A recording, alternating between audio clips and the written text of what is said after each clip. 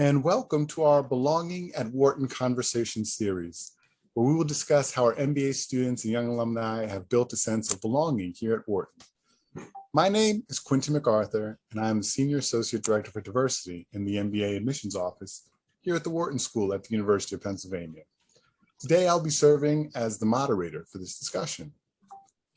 At Wharton, it is our hope that all members of our community feel seen and empowered to contribute their best selves so that they can actualize their academic, professional, and personal goals while at Wharton. This sense of belonging to a greater community improves motivation, health, and happiness. And we know that to build the sense of belonging, it really requires active effort and practice. So today, we'll be talking to young LatinX Wharton alumni about their experiences here on campus. So with no further ado, let's have our panelists introduce themselves. And perhaps we can introduce ourselves in semi-alphabetical order. We'll do alphabetical order with the exception of Rachel, who will be introduced after Richard. Is that okay? Okay. So please, I think that's Carolina? Yes, thank you, Quentin. Hey, everyone. My name is Carolina. I'm originally from Brazil. I graduated from Wharton in 2018. So it's been just a little over 3 years now. Before Wharton, I spent 4 years in private equity, then did the MBA, and right after Wharton, I joined an autonomous driving startup, which was a pretty different experience than before, but I think Wharton helped shape my view on what to do next. And right now I'm a strategy manager at DoorDash in San Francisco.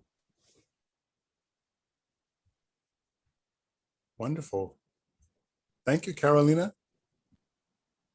Hi, good afternoon, everyone. My name is Gabriel Garza. I'm from Monterrey, Mexico, born and raised, currently living here.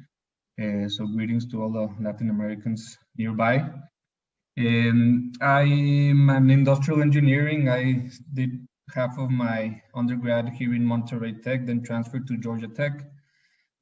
Prior to Wharton, I worked a couple of years in investment banking in Mexico City, and then in a CPG company based in Monterrey, where I'm working as well.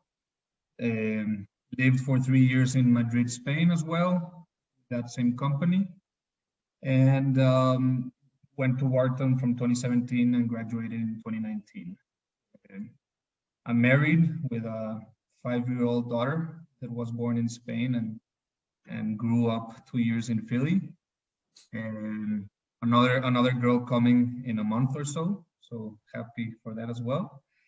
And yeah, I was sponsored by the company, so I'm back with them in the LATAM or OU in strategic, and I'm a strategic planning manager.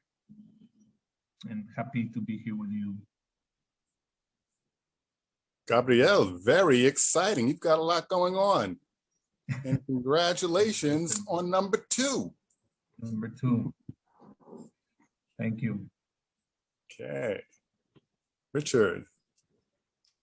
Hi, everyone. My name is Richard. I'm originally from New York City. I'm from the Bronx, New York, and I currently live here now. So I returned also back to my hometown. I had a very traditional and my family's from Mexico. So I'm Mexican and grew up in a Mexican community here in the South Bronx. I had a very traditional pre-MBA career path, but a very non-traditional post-MBA career path. So I'll explain that. I went to school here in New York. I went to NYU for undergrad. I majored in finance. And then I went into Wall Street. So I worked in 3 different financial services firms in a variety of different roles. I won't bore you, but I was doing that for about 4.5 years. Then I went to business school, but I also was a dual degree student. So I also graduated with my master's in public administration from Harvard Kennedy School. While I was at Wharton and HKS, I did one internship in the private sector, one in the public sector. I worked in the mayor's office in New York City, but also at Google. When I graduated, I had intentions of going into the public sector, but COVID happened. So I graduated from both programs in 2020. And Google was offering me a job from my summer that I had done there. So worked at Google for a year after school, and now I'm doing something very different. I'm actually doing a career change into teaching. So I am now a special education teacher at a public high school in the Bronx. So very non-traditional, and happy to talk about that as well. Well, yes, indeed, Richard. That is very non-traditional and a great lead for us to follow up on soon in the conversation. I'm sure we're going to hear more about that. So thank you all for those wonderful introductions. We do have a fourth panelist who's having some technical difficulties. Is Rachel here yet or not yet? Doesn't look like it. Okay, but when she comes, we'll integrate her into the conversation. Let's start out. All of you are coming from different places and different spaces, and I take it that everyone was able to establish some sense of community and belongingness while here at Wharton. So I would just like to start by asking, what is your definition of belongingness?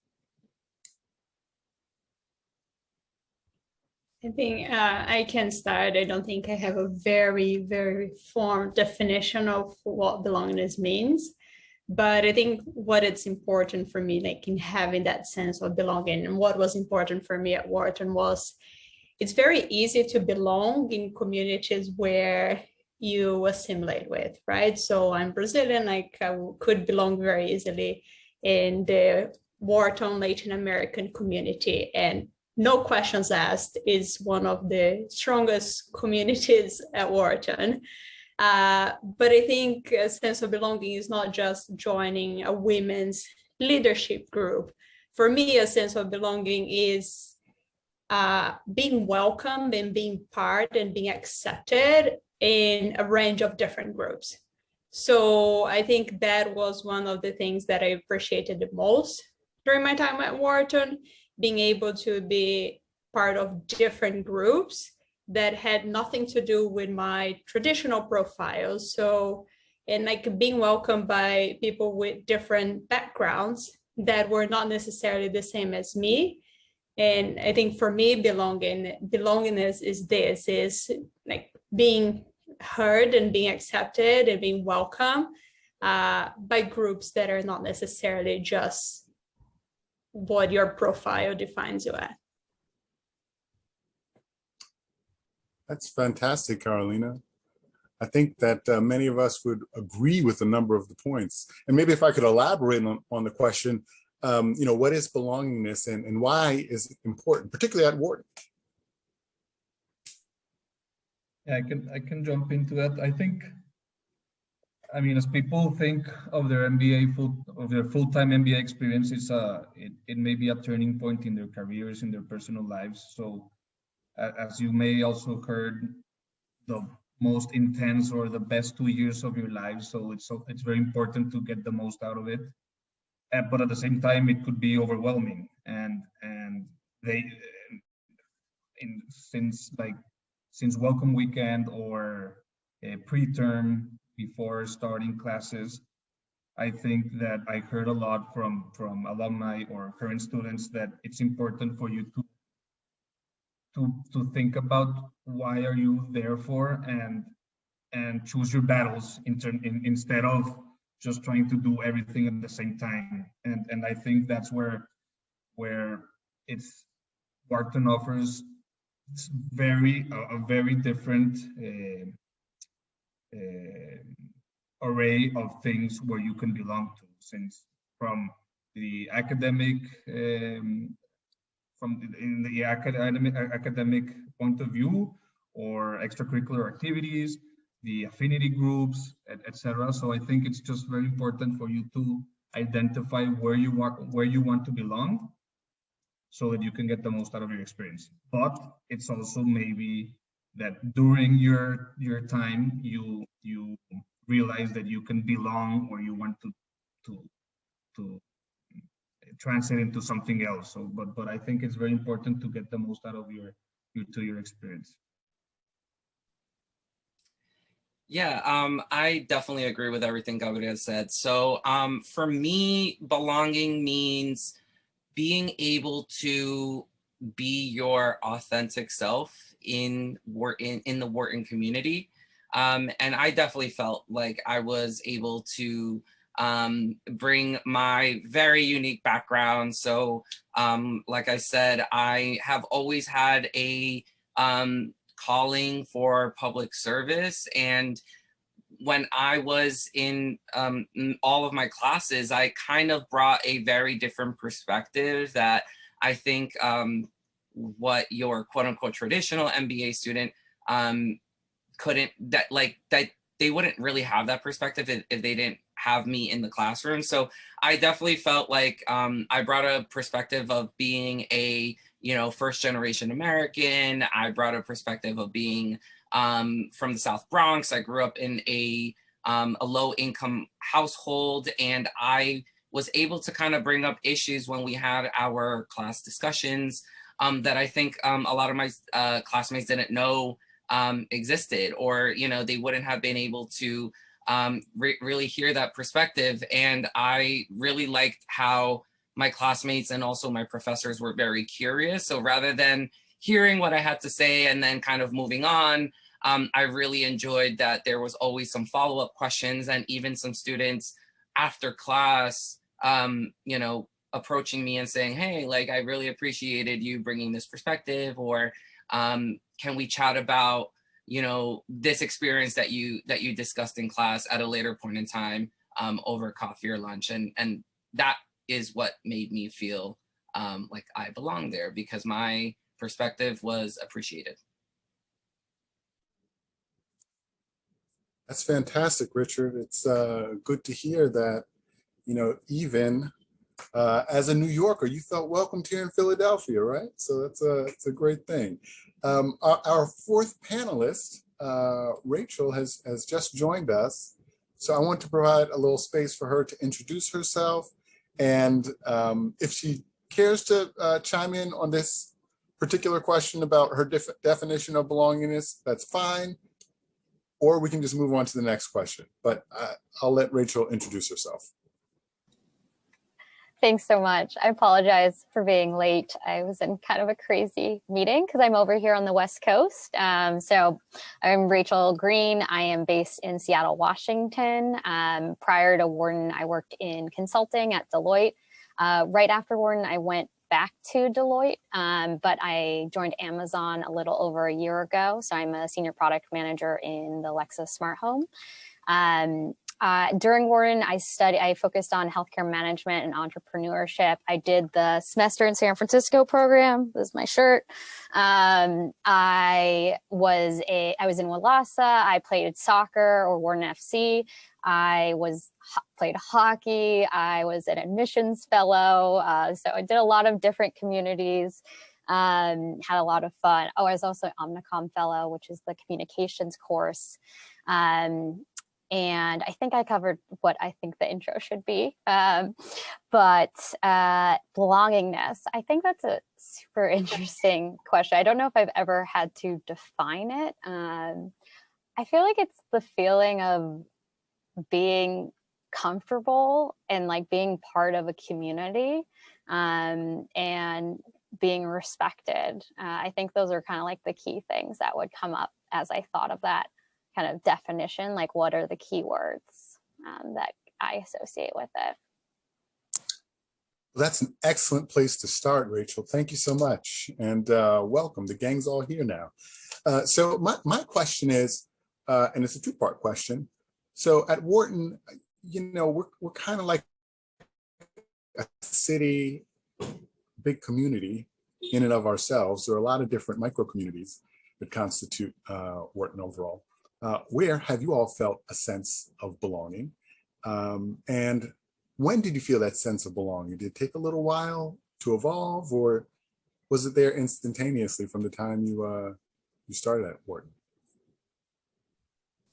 I can give an example for that. For me, it was like a great welcome to Wharton. It represents a lot of the belongingness that we were talking about. So when you join, like when you start your MBA, your class of, I don't know how many people now, 800 people, 900 people, are split into different cohorts, which are who you're like the 70 or 80 students that you're going to have most of your classes with.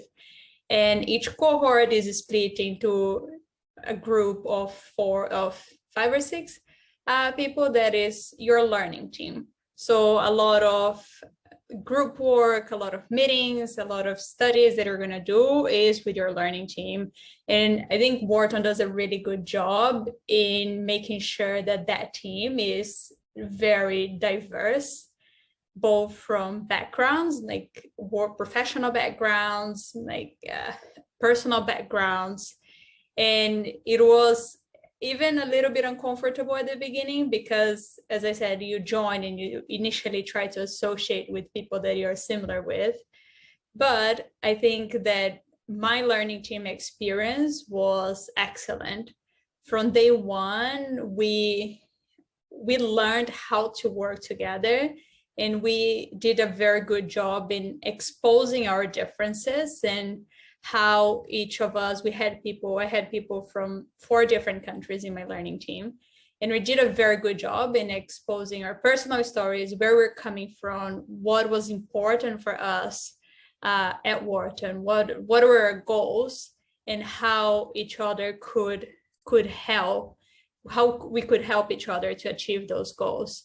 So that sample of 6 people that I initially worked with throughout the first year was, I think, a good sample of what Wharton was at the end of the day, because we're able to respect our differences and work together to achieve common goals.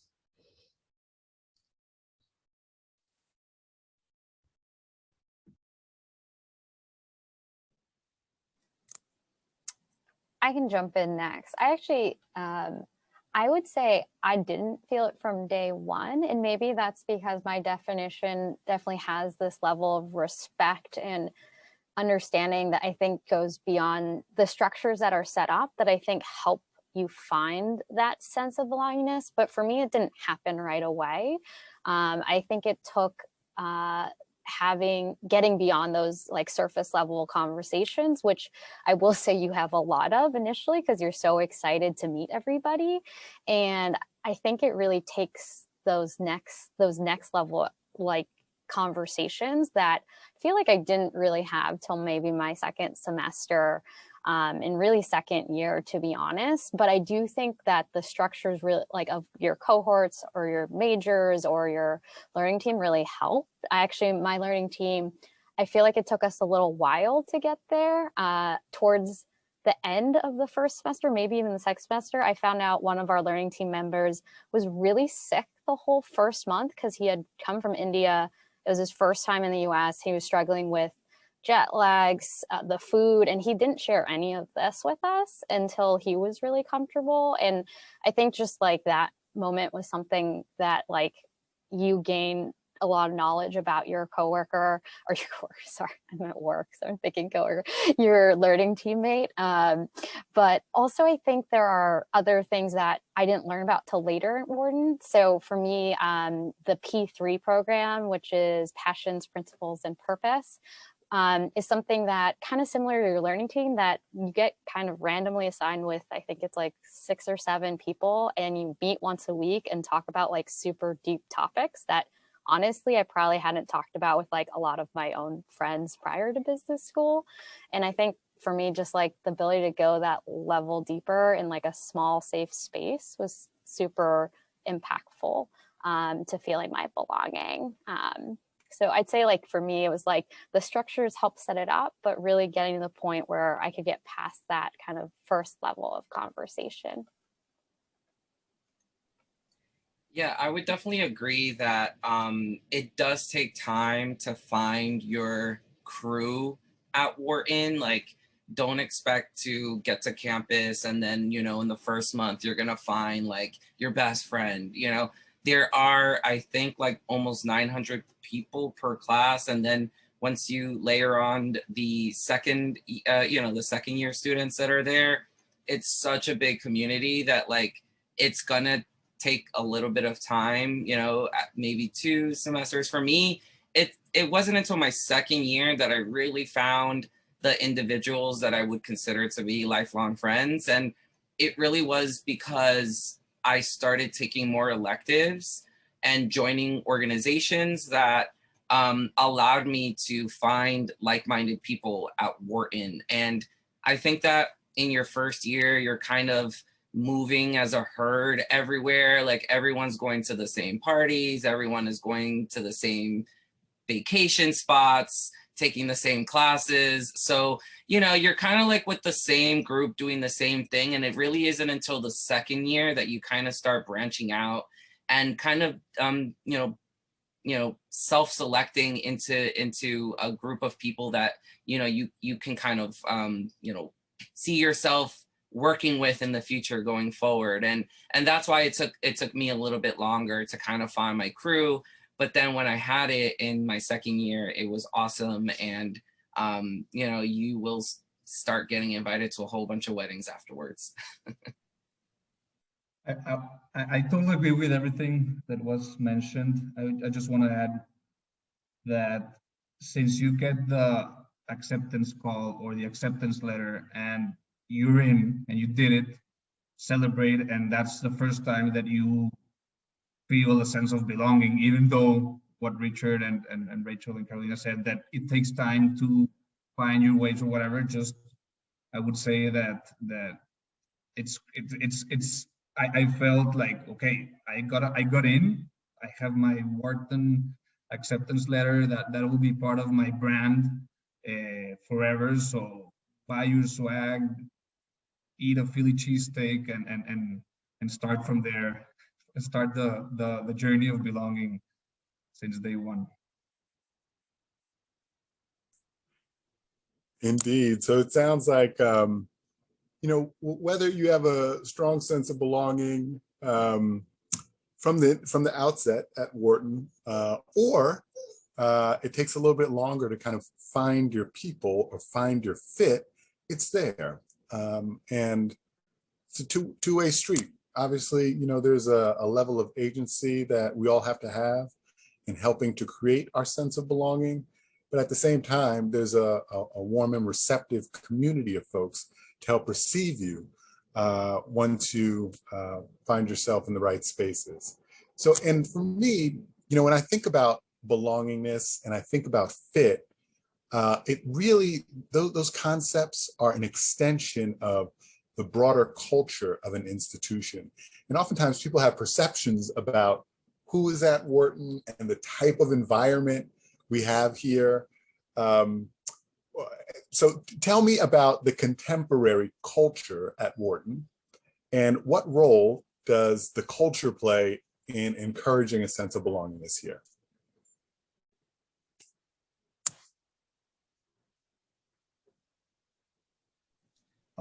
I can talk a little bit about one of my favorite things about culture at Wharton. So small group fill in the blank is like a big thing at Wharton, like small group dinners, small group wine and cheese night, small group let's start incubating a new business idea night. Like there's a small group fill in the blank for everything. And what I really like about Wharton is that the clubs on campus really try to facilitate that process for you. So usually they'll send out a survey and say, hey, if you're interested in meeting with a small group of people to discuss X topic, fill out this form, and then they pair you, and then they say, okay, you 4, you 5, you 6 people, you're gonna go to this restaurant at this time to discuss this topic. Like, I mean, hopefully the others can back me up here, but that's really, it's really as easy as saying, I'm interested in, you know, talking to a group of people that are interested in the same things as me. Or on the flip side, it could be, you know, we want to talk about, you know, a broader theme, such as, you know, what does social justice mean to you? And then everyone can come to that meeting to talk about, you know, their own experiences and their perspectives, right? So I think that that's a big culture at Wharton, where they're really trying to put people into smaller groups to really have a chance to get to know people more in depth. Because, you know, as I mentioned before, your first year, there's so many people that you're meeting, and a lot of those conversations at first can be, you know, pretty high level and superficial, because you're trying to find out where people are from, where they went to school, what industry they came from in the past, right? So you kind of, you know, want to join these organizations, which really do facilitate a more in-depth conversation with your classmates, and that's something that I really like about the culture.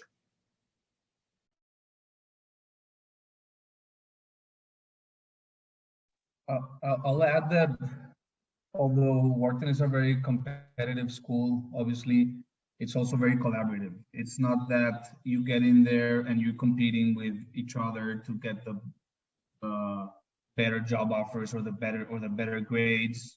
People are generally trying to help and trying to get the most out of it, have fun, enjoy, get to know people, learn, etc. So I think that it's definitely not a competitive environment. It's a very collaborative environment. So I think that helps a lot in the sense of belongingness. And again, I think I remember an alumni telling me that Wharton offers so many things, and you're like a sponge. You could be a small sponge or a big sponge, and you can absorb as much as you can, and you don't have to compare it to others. So I think that the collaborative environment, the willingness of people to help helps a lot in belonging, and that I think it's an important part of the experience. Yeah, I think I'd add I think the term well-rounded came to mind, because I think that it's I almost think of the different puzzle pieces of your experience, and it's very rare that someone's only doing academics, or only there to get a certain job, or only there to be social, or only there to travel the world. And so everyone's trying to find that balance across those, I'd say 4 different dimensions. And it's very encouraged. And I think that that was something I loved, because I wouldn't say that was always the case in undergrad. I studied engineering, so there was a lot more academic focus. And so just getting to kind of be well-rounded, and everyone else also being focused on that, I think was a really great community to be part of, and also meant you had so many different types of people. I think the size of Wharton is an advantage there, that if there's something you're interested in, you'll probably be able to find someone else that's interested in it, or that has done it before, or that's connected to someone. And so it's definitely a great place to just expand what you're interested in. I think a friend of mine who graduated right before I came to Wharton gave me the advice that you should make a list of I don't know, 5 to 7 things you definitely want to do, but make sure you leave room for things that you just don't even know yet, because there's going to be things you wouldn't have even thought you'd be interested in doing that you'll just discover there. And so don't actually overfill with the things you said you were going to go do. So leave space for that discovery.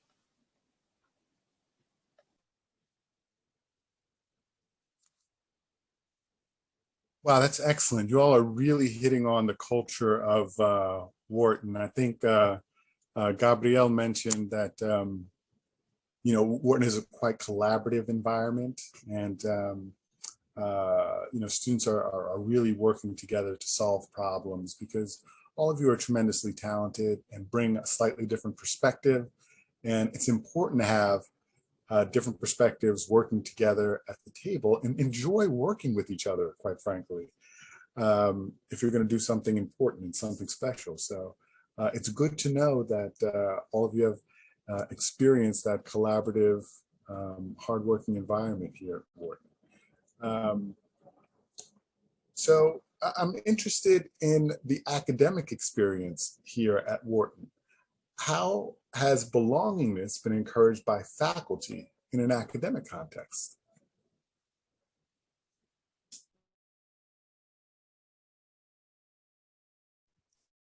I think that I cannot remember one class where one of us was not cold called by a professor. So there's no way around it. You're gonna be cold called, and it's not to, you know, make you feel bad in front of others, is because some people need that little nudge to speak up and share their views and contribute to their group discussion.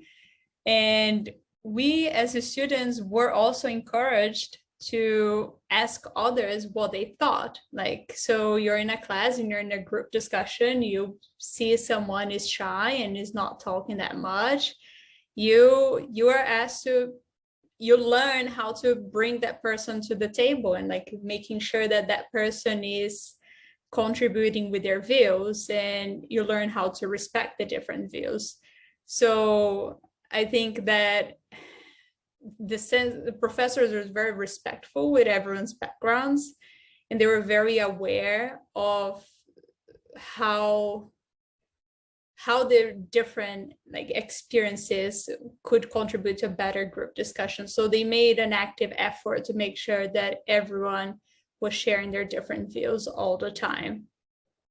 That was my experience.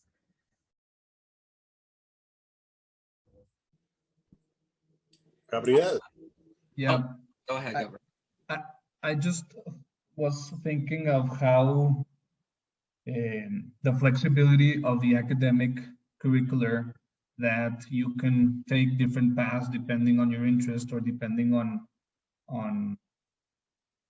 your background or your future plans. I think that helps you in the belongingness, because you don't have to be taking a certain curricular path forcefully. So I think that helps you, like we mentioned before, the different activities and the different offerings that Wharton has to offer. It includes academics. So I think that helps you also bring a sense of belonging.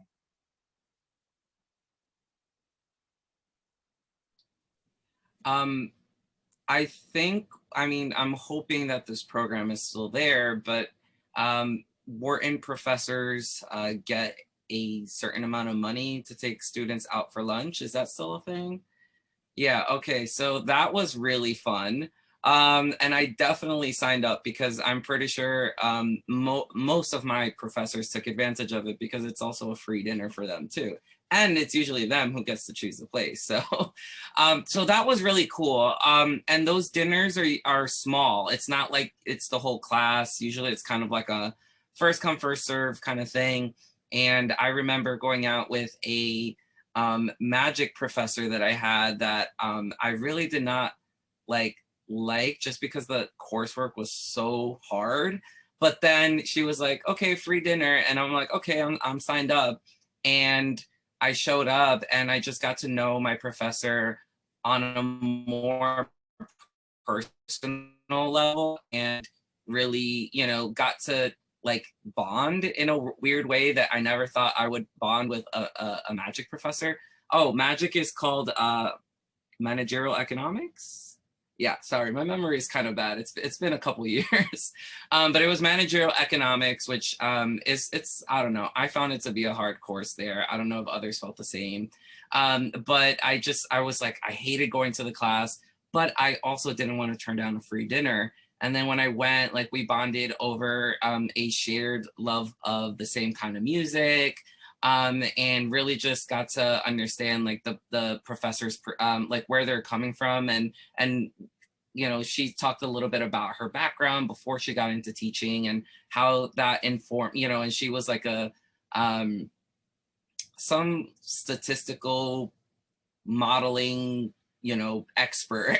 And so when she started talking about that, I was like, oh, wow, that's why the class was really hard. And that's why I was struggling, right? But so I say this because taking advantage of small programs like that really does allow you to just get a new perspective on even your professors, and your professors can get to know you a little bit better. So when it comes time to grading, they're like, yeah, I went out to dinner with Richard and he was really cool. And we both, like techno music. So, that also kind of helps too with the grading. It's all about networking.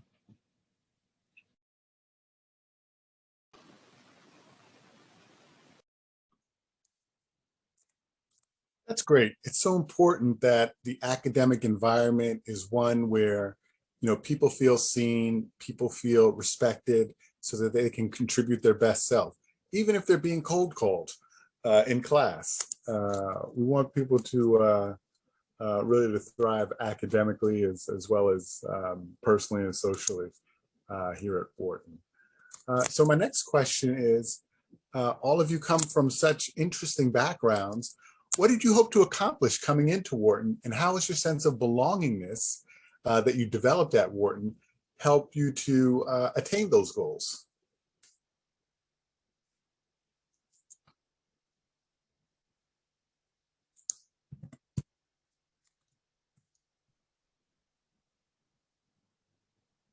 And pass it on.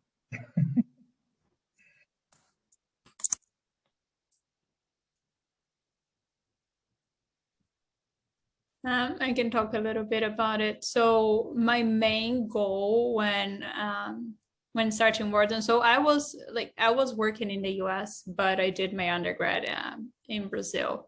So most of my network was in Brazil. So what I wanted to do, one of my main goals was, of course, to learn in academics, but I wanted to expand my network in the US, and not only of current students, but also learn, meeting alumni that from many years that I couldn't outreach if I didn't actually belong to a community like Wharton, right?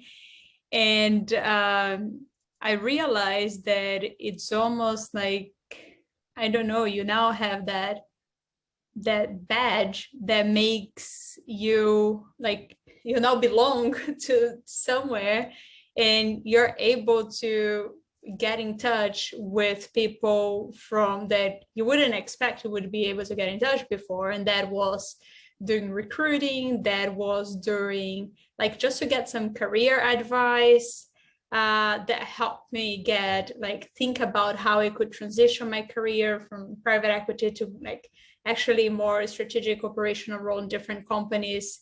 So I think that just the fact that I was in a community that was so open to help each other thrive, for me, that was the key thing, and the key reason I went to Wharton, and for me, it's one of the best things that I carry up to today. Carolina, that network is so important and so impactful for you and many other of your fellow Wharton alumni. I'm glad that it's been working out. Would anybody else like to share some of their goals that they had coming into Wharton? I can share mine. I think so. Coming in, I was sponsored by my company, so I actually was coming in not necessarily looking for my immediate job after Wharton, but I had a sense that I didn't want to be a partner at my consulting firm. And so I did have a little bit of a longer term perspective of where did I want to go? But also my undergrad degree was in engineering and had mostly done the business training on the job. And so was interested in kind of the well-roundedness that comes from having an MBA and actually taking managerial accounting and things that I did not take as an engineer in undergrad.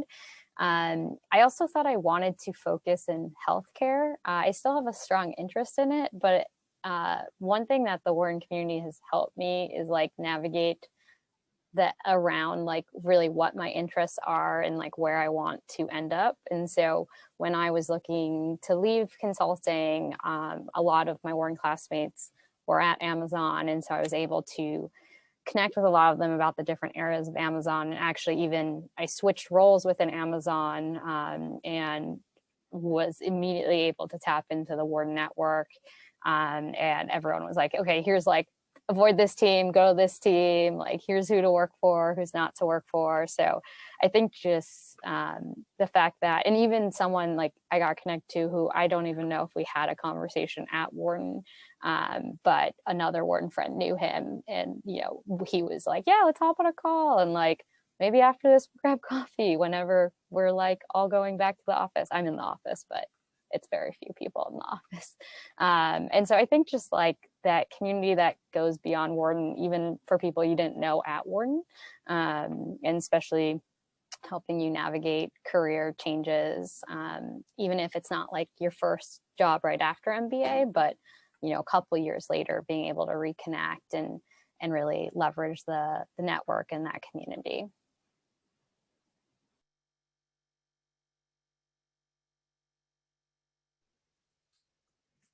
Okay, well, at this point, what I'd love to do is invite some of our guests to ask questions of our panelists. And you can do that in one of two ways. One, you can raise your hand, your virtual hand. If you go to the participants, I'm sorry, the chat feature? Reactions. Reactions, and raise your virtual hand. You can do it that way, or you can just drop your question in the chat and I can pick it up and ask it of the panel. I'll ask one more question while you're thinking about your questions. And then I'll jump into audience questions. So how has your sense of belongingness that you developed at Wharton contributed to your ability to thrive?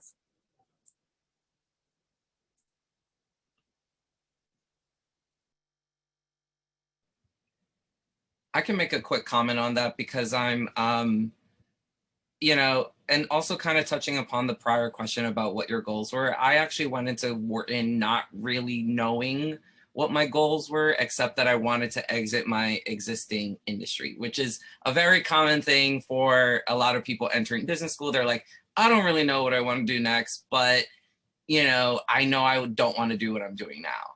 And I went in with a very open mind, knowing that I really wanted to pursue something in public service. And I actually went to the academic advising office, and I worked very closely with an advisor there who helped me actually get a internship in the mayor's office in New York City, which is very, very competitive to do. And I was actually able to get in with no prior, you know, hard work experience in government. So the way that I was able to do it is because the academic advisor wrote me a very strong letter of recommendation, and that I attached to my application. And it was really that letter of recommendation from my advisor that really helped me kind of break into this new industry. So I guess the belonging doesn't just come from your classmates or the professor, it's also from the administration and the staff there that are really there to help you reach whatever your goals are post. Thanks, Richard. So we will now have questions from our audience members. So Jose Salinas, would you like to introduce yourself and ask your question? Thank you, Quinn. Hi, my name is Jose Javier. I'm from Panama. And my question is related more to international LatinX students. My question is there any difference compared to your fellow US maybe peers while you are competing for job offers, or is that international something that is can affect you when you're recruiting? Thank you. I would say for me, there was absolutely no difference. Like you are on the same like level and you're competing, like you're competing with them like for the same position. So there is no difference. You're equally prepared or equally qualified.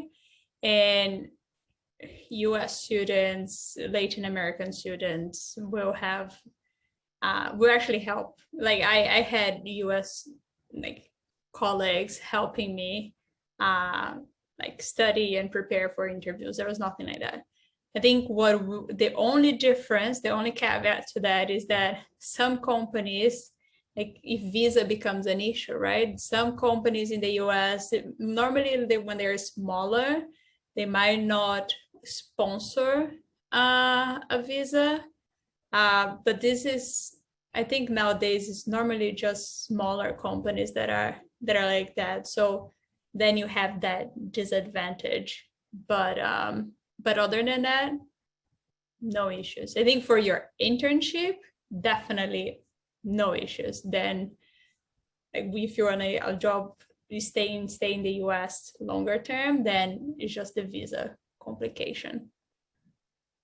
Yeah, I would add rapidly that everyone that wants to stay, everyone that I knew that wanted to stay, stayed.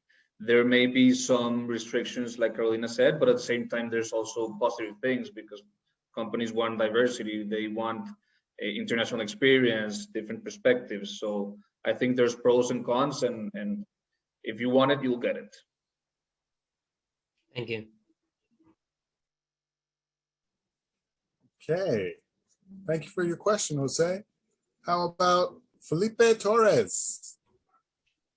Thank you, Quentin. Appreciate it. Hi, my name is Felipe. I had a quick question for the group around the programs that have come up throughout this conversation. I know some people mentioned the P3 and the semester in San Francisco, and also just having done a little bit of research prior about like the McNulty Leadership Program. Specifically about the McNulty Leadership Program, I'm wondering if that's a program that you have to apply to separately as part of your application, or maybe once you get to campus, or if it's maybe like more so on a volunteer basis. And similar question, I guess, for the other programs, again, the P3 semester in San Francisco, which doesn't fit directly with the rest that I'm mentioning, but yeah, those things you have to apply to ahead of time or not really? So I can take a few of those. So semester in San Francisco, you do apply to it.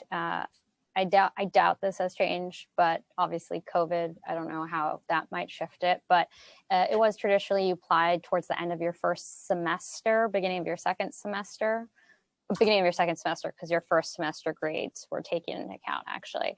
And it was your first semester of your second year. And so you did apply to that. And there was like 2 rounds of applications, if I remember correctly. So it's like sort of competitive, but it seemed like eventually if you really wanted to go, you could go. You just maybe were waiting to hear kind of where the wait list shook out. But my year, it was, I think at the end, like if you wanted to go to semester in San Francisco, you could. P3, you can't do it till your second semester of your first year. At least that's how it was when I was there. And that's just like you sign up and you get assigned a group. So there's no application there.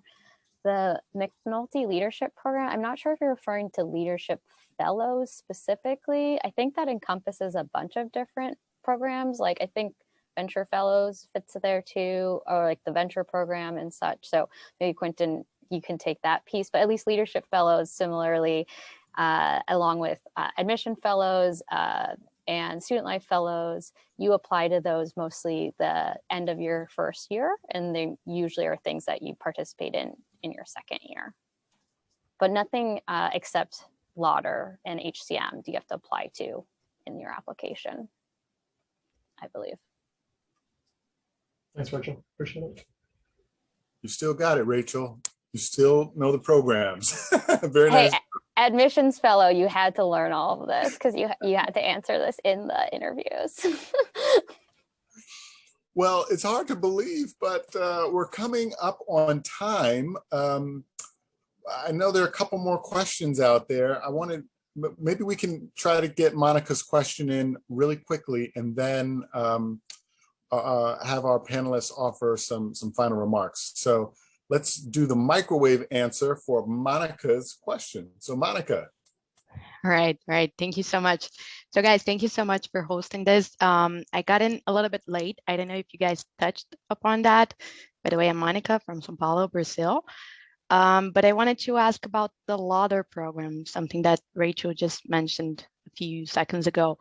I don't know if any one of you participated on the Lauder program, and if you could share, your experience in case you have participated, how it was, and what you have to share to the fellows here in the webinar. Thank you.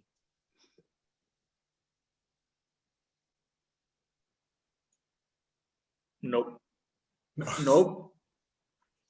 Okay. But I think it's a great program. It's a great way to travel the world and to get a double master's, a double degree, and I think it's a great program.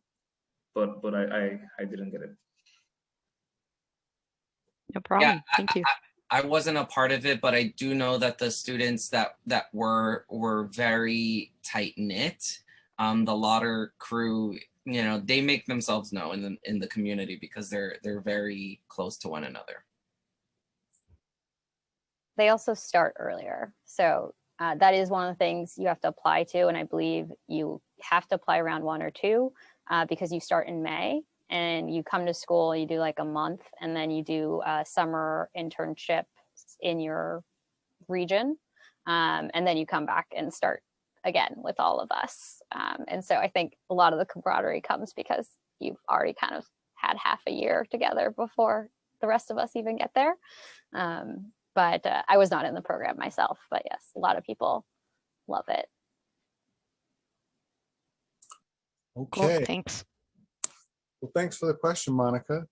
So I think we should move to some closing remarks. So maybe in reverse alphabetical order, we could offer some closing words, some words of inspiration, encouragement, or other commentary that you'd like to provide to folks who are thinking about Wharton, but aren't necessarily sure that they want to apply.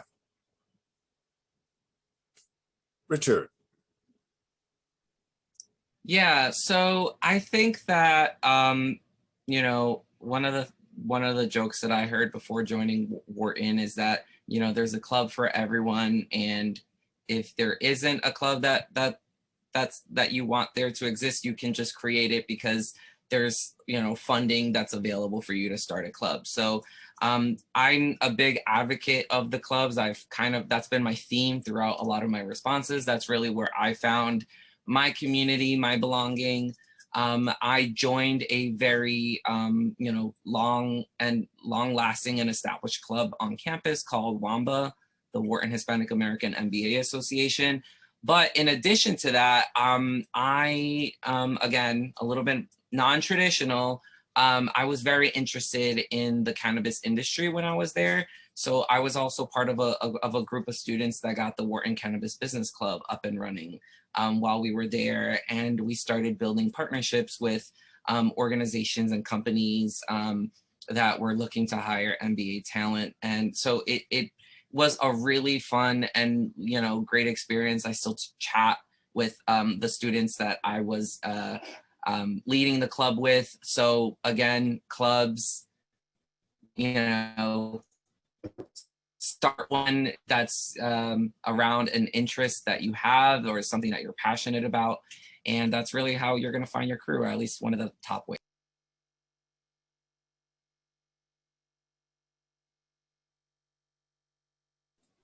Are we going first name or last name? Oh, I'm sorry, first name.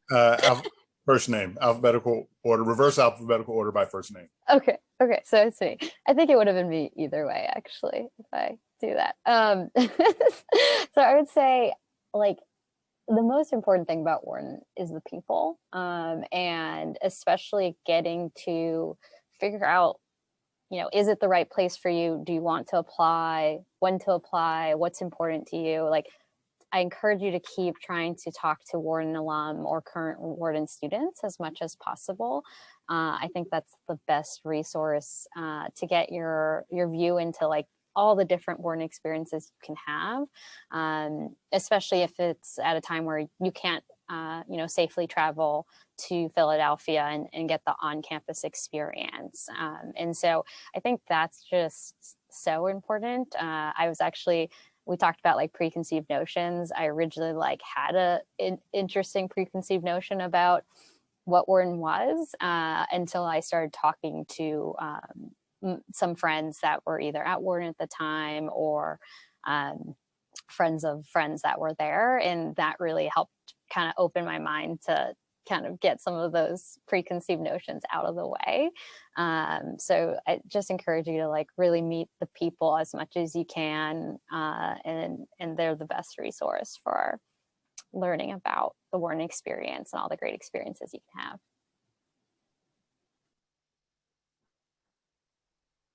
Awesome. I would say, like you mentioned earlier, Rachel, well-rounded. I think that Wharton obviously has a reputation, a brand. Philly is a big city, but at the same time is small and unique.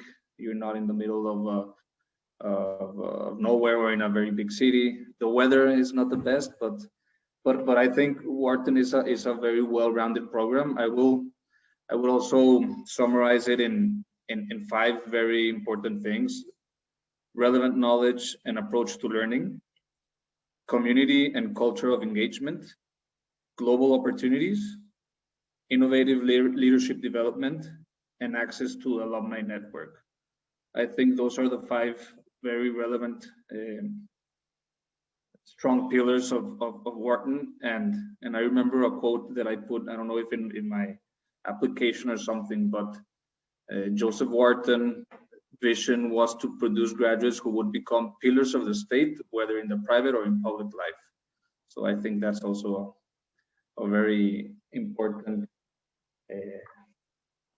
founding pillar.